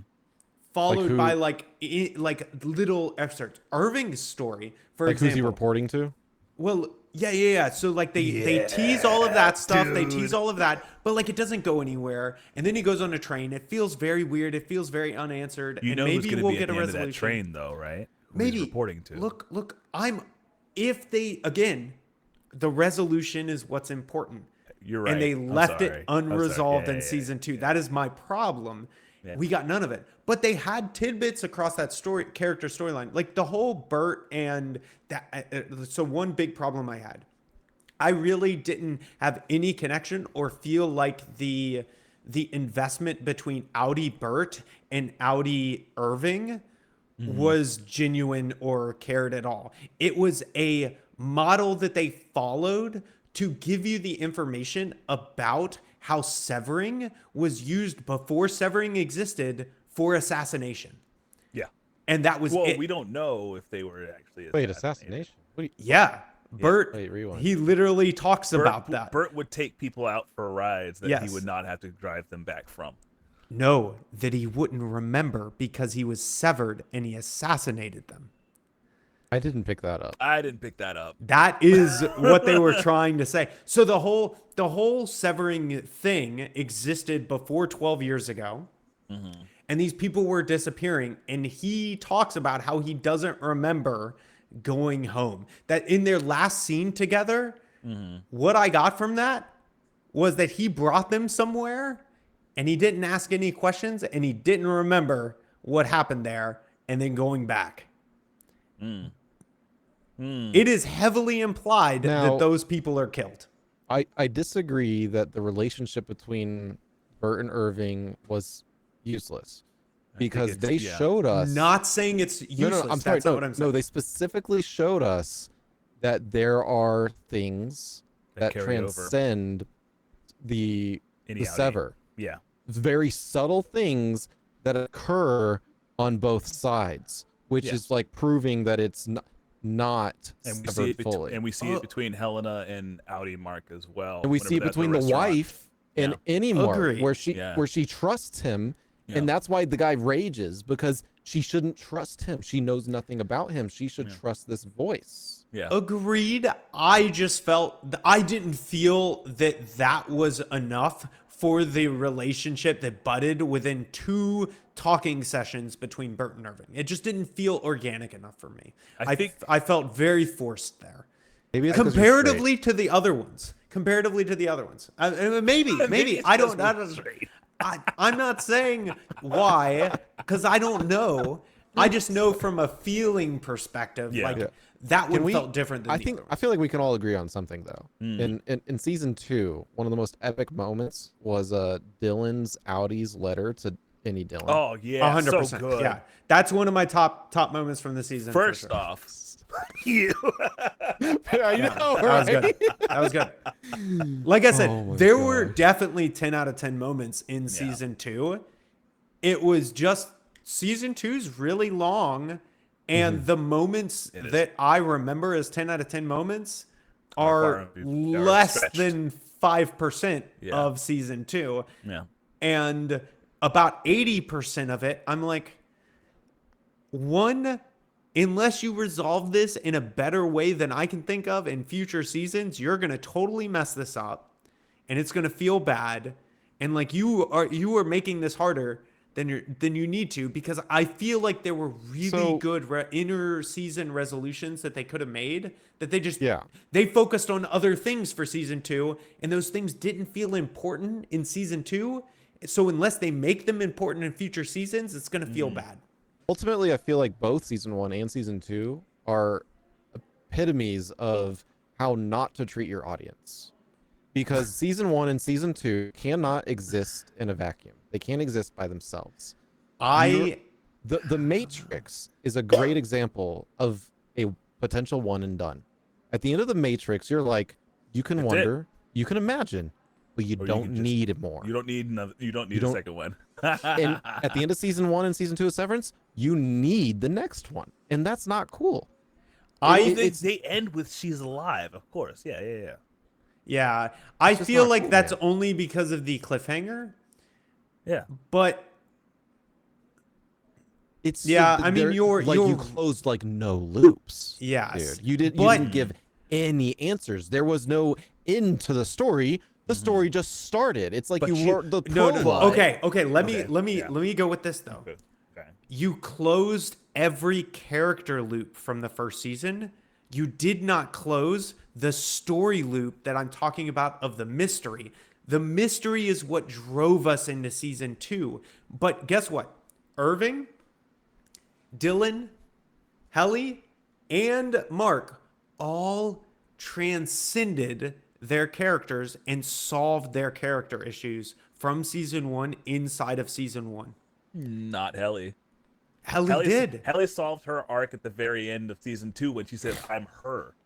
Yeah. She's had this entire thing where she's been fighting against her identity as Helena, but at the very end, when Mark's like, "I want to be here with you," she says, "You can't, because I'm her," and she realizes it's the realization of who she actually is. Go ahead. But that character arc is only created by the Audi faking to be her inside of season 2. So that character story is in season 2 for me. I don't agree with that. In season 1, her character and her character development of going from somebody who hates being an innie to wanting to fight and make the speech for the innies at the end of season 1, that was what her character was. Because at the beginning of season 1, she did not care. She did not care about the people she was working with. She did not care, but she just wanted to not exist. Mm-hmm. But at the end of season 1, she cared about her existence. But not only did she care about her existence, she cared about the other innies' existence. And she chose over everything she learned to go and make that speech. And that was her character arc for season 1. That was literally where they ended her character arc. I'm not sure you get what I'm saying. Like, you take the Harry Potter books. Every single book could have been the end. And you didn't necessarily need the next it book to keep going. That, in my mind, is I mean, a maybe good the writer. Goblet of Fire. So I get what you're saying. I'm not saying that. I'm saying that the things that they were able to resolve nicely within season 1 to make a season at the end that of season drove 1, you to season 2. At the end of season 1, they brought up a ton of things. They literally brought up like 5 or more brand new situations and things for you to wonder about with zero potential answer or guidance for your wondering. But they resolved 5 to 10 other things in really satisfying ways within season 1 as well. I don't feel so. Like, I understand what you're saying. We're missing sketch flicks because you're not in the thing anymore. Yeah. Something to consider is that sometimes they they close character arcs in a series and they have no use for the character after that, so they make a lot of filler. So it's possible that they had no more content for some of these characters. I agree. Yeah, and they also said it's a genius social apples all for season 3. They had so much success on the first one that they knew that they were getting a season 3, so they chose not to close the loop, in my opinion. But it's risky. Again, season 2. That's how I feel about it. Yeah. I drive home the fact. Season 2 played it more risky. They are so heavily focused on the resolution. But in doing so, in my opinion, they made a weaker season 2 in the hopes that they make a better season 2 through 6 or whatever they go to. I agree that season 2 is weaker than season 1. Yeah, that's all I'm saying. I think that's my I think that's a fair statement. One trick in writing is when you answer one loop, you create 2 extra loops to keep the story it's going. Just meta writing here. Yeah, it's called the Story Circle. And if you want to learn more about it, go ahead and subscribe to Sketchflix, where he can go ahead and tell you how to go ahead and write stories with effective loops and resolutions to make your stories more effective. But like, how do you end a book or a season or a movie in a satisfying way that doesn't make your audience angry with how much you've left unanswered? So I will say one thing that I love, and I'm super biased towards a few different writers, but I feel like people that do this well are Brandon Sanderson with the different worlds and having a story that pushes a Cosmere story overarching. Yeah. But also each individual story has a closed loop in which they answer all of the questions within that loop. But the things that happen drive other stories without you needing to know about or resolve them inside of that book. He does a really good job. Yeah. I feel like season 1 of Severance also did that. Yeah. Another one is like Dresden Files. We're getting 12 months soon. I know. Dresden Files does a really good job where there is this overarching story, but every single book is episodic. Yeah. It's a one and done. Yeah. Yes. Except for like the latest few. Yeah, but even those still like the last center. 6. Yeah, but even those still center around a central idea that is fully closed loop within that story. Yeah. They just are starting to put more and more connective tissue pieces. Up until changes, I could say I agree. Yeah. Yeah. Anthony, But- have you read Dresden Files? No, You would Also, love it. yeah, it's I fun. think It's fun. I think you would really like it. Yeah, I think so I have to too. get through Brandon Sanderson. Yeah, Well, that's true. We'll see you in 10 years. Yeah, right. I'm so sorry. I'm so But Yeah, I sorry. fall asleep I'm at sorry it, that- honestly, because yeah. I'm listening to Brandon Sanderson, and so Dude, I'll it's be so like, good. I'll It's put so it good. on, and I'll be like, this is not a dull chapter. No, So then I'll no. reach up over my head, no I'll chapter. grab some, what is it, melanin or whatever, it's a sleep Melatonin. aid. Yeah. Melatonin. I'll eat that. I'll pass out, wake up, still hear it go, and be like, oh shit, Bro, that's you really gotta good. you gotta Turn turn it- on the sleep timer. I You do, can't- you but can't sometimes you can't sleep with that on. Sometimes Oh, I wake you're- up you- before the it's- sleep timer's gone. Are you? Anthony, You're still then in you Way of just- Kings, you right? just Like keep what part Yeah. are you on? I'm on a Give way us of your latest Kings. things. Basically, if I remember right, because my memory's all over the place with falling asleep while listening to it. Supposedly I'm burned into her, but I definitely didn't hear that. Invisiger. I don't even remember what that is. I know that I Investiture. just. What? No, there's no T. Invisiger. Chapter 38. This is a character from I don't know. What I remember is Kaladin in the past going to the Light Eyes and being like, you know what, Dad? I don't want to frickin' go to the army anymore. And Dad being like, what? You wanted to go to the army? Like, yeah, I did, but now I want to be a surgeon, you know? That's like basically the end of my memory. I feel like I Gotcha. heard some stuff happen after that. I can't believe she stole the Soulcaster. Oh, can't wait. believe Oh, Whoa, okay. whoa, Oh, God. whoa, Can't whoa, believe she did that. whoa, Wait, whoa, oh, whoa, man. whoa, I'm whoa. so Wait, upset what about is that. Hold on, is that the hold on. last thing she did? Is that the last thing she did? That's the last thing I remember her doing, and it's been Oh, Kaladin It's ever about to since. go I off. cannot wait It's until about the to next go Shalon off. Oh, chapter. actually, Like, Eric, I feel like she knows. we have to stop. Literally, We have to stop. literally, she goes, We have they asked you to steal it from me yet? No She's like, spoilers. no. And then she's like, I'm still going to steal it. Are you dumb? She's obviously testing you. Anyways, I don't know, man. God, I can't wait. Anyway, Dude, okay, it's so gonna be moving an okay on. chapter. It's gonna be an okay chapter. Moving on, I do okay, want to chapter. propose an answer to the reintegration question. Oh, That, unfortunately, Eric, I'm sorry, this might not apply to you. You might just be like, I don't Okay. know. My answer is, I think it equates to waking up from a dream, and not just any dream, because I have differing dream types. One type of dream I have specifically feels like a different reality that I live in as almost the same person, but certain things are slightly different. reintegration. Right. Okay. Okay. And I have those memories, and I still have those memories when I wake up. Yeah. And I could even remember them right now. They didn't get erased as much as a dream where it was very much just a dream. Does that make sense? Where it was just fantasy. Yeah. When it fades. Yeah. Like and it feels like a very big difference between a reality dream and a fantasy dream. It's almost like a different universe reality situation. I feel like that's what reintegration would be like. Okay. What's your second thing?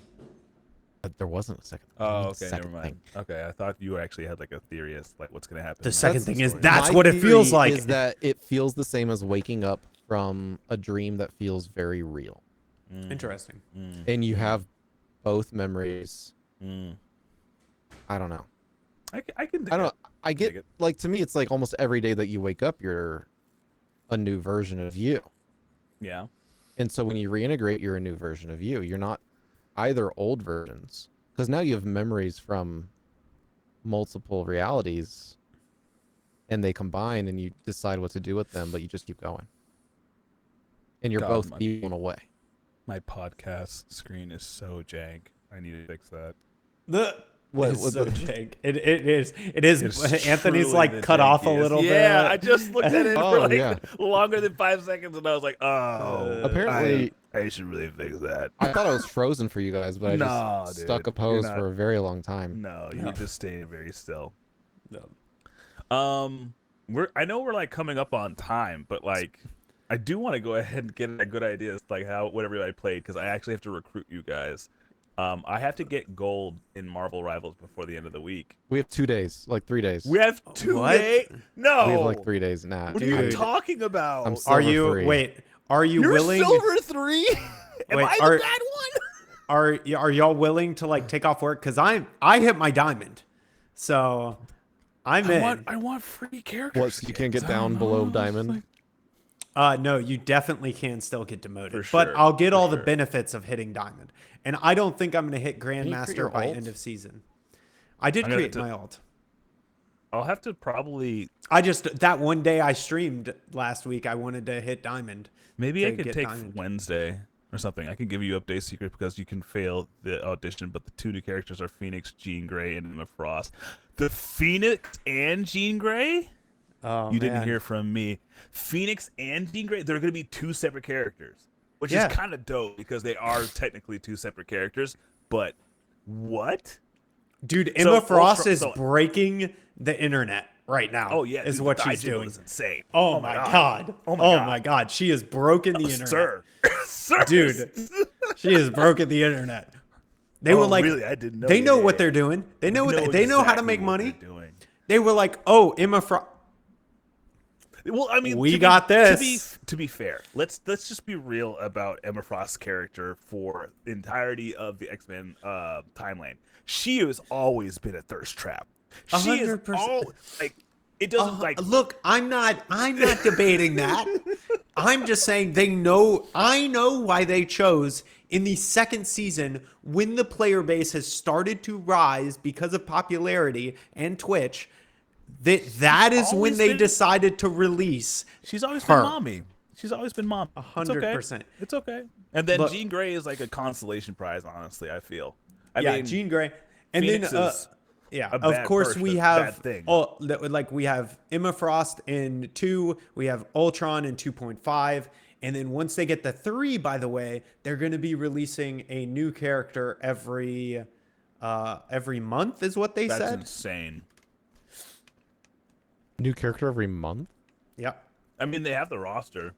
They Marvel's already insane. So from what I've heard, and maybe Sketchflix has like the insider knowledge of this, but from what I've heard, they have a stack of characters that have been kind of mined out of the code that they've already kind of like had in works for a long time. So they're at a state where they've just lined them up so that they're not like rushing to create them. Oh, They're now just that's no bunny. they're just like, oh, we have them already lined up. Yeah. So now it's just about when do we release them? I mean, you We can have- also kind of base it around like who has the movie and who doesn't. I don't know because Squirrel Girl? Emma Squirrel Frost, Girl is wild, and so is Emma Frost. Oh no, Emma Frost Yeah. was in the movie. she Squirrel Girl, I was in a think, might be movie, Ash's but favorite like, character, but she doesn't say get a load of these nuts. Ooh. Yeah.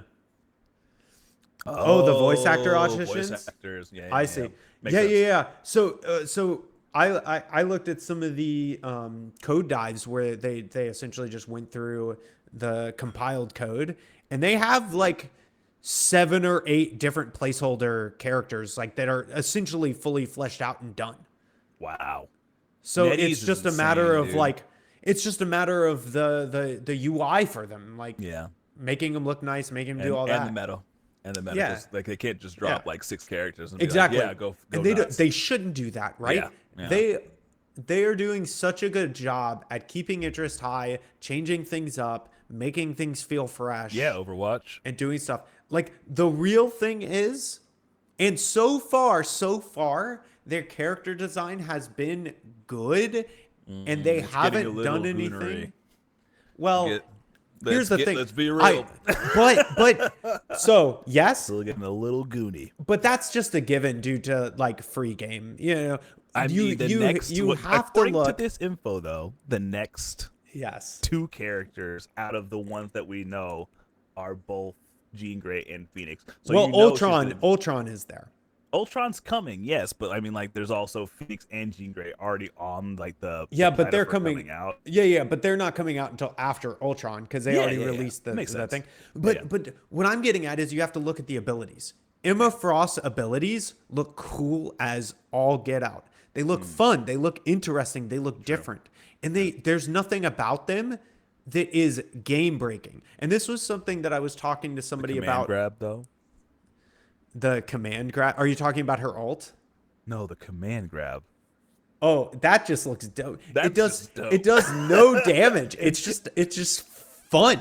It's just Well, fun. I mean, like okay. Anyway, go ahead. Yeah. Anyway, all I'm getting at is that one thing, and we talked about it last week about Apex Legends, right? In that they started putting things into the game to simplify it and cheat essentially inside of the game that really started to broach into these huge problems Power creep. with how they felt about the game going forward. But when I listen to the engineers talking, like they do a monthly devlog for Marvel Rivals, and if you listen to these guys, they're like, we just want it to be fun and have heroes, and we want you to feel like you're heroes, and they just want to make it competitive, fun, and like good. Yeah. And it's just like, man, they if that's what you want in a game, and you're still creating heroes that don't broach into just absolutely busted mechanics that can't be tweaked, dude, you're going to kill it. You're going to kill it. It's not even going to be close. It's just going to be fun. Like, it's not going to be some groundbreaking, crazy thing. But as long as it's fun, they're going to have people playing it, and they're going to keep doing different stuff. And I love that. Dude, I think someone at Apex was just like, look, we can't prevent wall hacks. We're never going to let's fix go ahead and this put wall cheat. facts into this game. If we give it to them for hate free, They'll stop then, doing it. Yeah, They'll stop doing it, right? Or even if they're still doing it, it evens it out. I hate it. It drives The me logic insane. is there, but it doesn't. It's not right. The It's not. other thing, not Anthony, is that the Marvel Rivals dev team already said they are working and want to release, as part of these specialty events, entirely new different game modes that have nothing to do with any game modes currently on the market. Wait, And they want to release them as special events. what? A special event? Not as a permanent game mode? So they talk about that. The special events that do well, there are two things. One, they're always going to be available as, like, the ones that do well are going to be available as modes, and they'll always be available as custom rooms. So if they do well, then and people like them, then they will go on to be something that you can do as quick play, essentially. Or what about competitive? Don't know yet. That is not their primary concern yet, but we don't know. They're totally gonna do a Dark Phoenix thing. I can feel it. I am just excited because one of the things that they talked about was having more people in lobbies / free-for-all events / larger maps. Lobbies? So There's already 6. What are you talking about? As part of special events, to test them out and see which ones like stick and they have fun with. Can you imagine the coordination on that? Yeah, That has to be stupid. But yeah, it's just I'm really only excited because, like, every time I hear the devs speak, they're just super passionate about doing the things, which is really, really cool. Man, I didn't fall out of nothing. He did. You have the invite, but oh, there it goes. What? I don't know what happened. It just you kicked you at some point, or you left it. I didn't leave it. Maybe you hung up on it or something. I didn't do diddly one diddly. That's why earlier I was like, "Oh shoot, we haven't been seeing Tony's messages," and then I keep looking way up here to see your stream that I got. Yeah, my bad. Well, Dang. my guys, we are quickly running out. We've of been podcast out of time, my guy. Don't even lie. We've been Guys, out of time. We've just been talking. I just want to mention that if we have Tony playing, we have Jason playing, and we have Ash 2, playing, 3, 4, we have 5. We have a 6. We have a 6. Yeah, I'm in, dude. I can't play with Jason because he's too good at the games. No, I'm joking. I'd play with Jason We can do it. even if I was bad. We can do it. we Let's could go. knock off. Oh, that's With true. that, I'll see if I can get a Wednesday off. Honestly, it'll be like the last day before isn't it? Because after today, it's 2 days left, right? It's 3 days Yeah. and 6 hours. So we have Tuesday, Wednesday, and Thursday. Okay. Not Friday. I think it starts the new season on Friday, which makes sense because people binging Friday night. Yeah, that's fair. Yeah. Oh man, fair. the best time Thanks, man. would have been right now, honestly. Ash is like, yo, I'm level 2. Y'all have level 2. Bruh. Get level 10, Ash. Ash, Get level guys, 10, get this. My wife was ace in like one of her first 3 games. Dude, I've heck I yes. have not Ace. gotten Let's Ace. go. What the fuck? I was dude? like, she's like, and also like at the end of it, people were like, oh my God, how'd you do that? They were like, That's crazy. What was That's she dope. playing? Bucky. she played, Dude, Bucky's of dope. course, She's so Jeff. disgusting. Jeff. She played Jeff. Jeff. She played some Squirrel Girl. Okay. She Dude, also, Squirrel Girl wrecks quick Yeah. play. yeah, there were a few others that she played. I can't remember who they were. She played a Vanguard. Might have Nice. been, Vanguard. might have been Thor. Thor's Can't really good. remember. Thor I is don't remember good. who you played, Ash, but I'm at the point It went now well. where I'm watching streams and I feel like I've gotten too deep. Dude, Like, heck I'm sorry, yes. not streams. I'm watching Venom. recordings. Oh, Venom. right. Venom is She so was good. Venom, going nuts. It was crazy. Dude, heck yes. Venom's so good. Venom is really cool. Venom killed Yeah. me all the time. Dude, Venom's Venom's really good. cool. Yeah. Anyway. Anyway, 50. guys, 50th episode. It was wonderful. A bunch of wonderful whiskeys. Severance talk was great. Guys, like and subscribe. Do all the stuff in the YouTube, down in the doobly-doo. We're going to have a new... so, funnily enough, we'll be featured on the next Icebox Black Ice. podcast. The Icebox. Black Ice podcast. Yes, that'll be coming out on Sunday. Bro. And we're featured there, so we'll be in their YouTube and stuff like that. And of course, go check them out. We'll be I interviewing. actually watched like the first episode of Black Ice podcast, and I gotta say, Josh, hilarious as ever. Great season Dude, two. he kills it, man. He kills He it. just does not half- disappoint. kills it. Halfway through, he's like, "Eric, you're here. I haven't even talked to you. I'm so sorry. I feel so bad."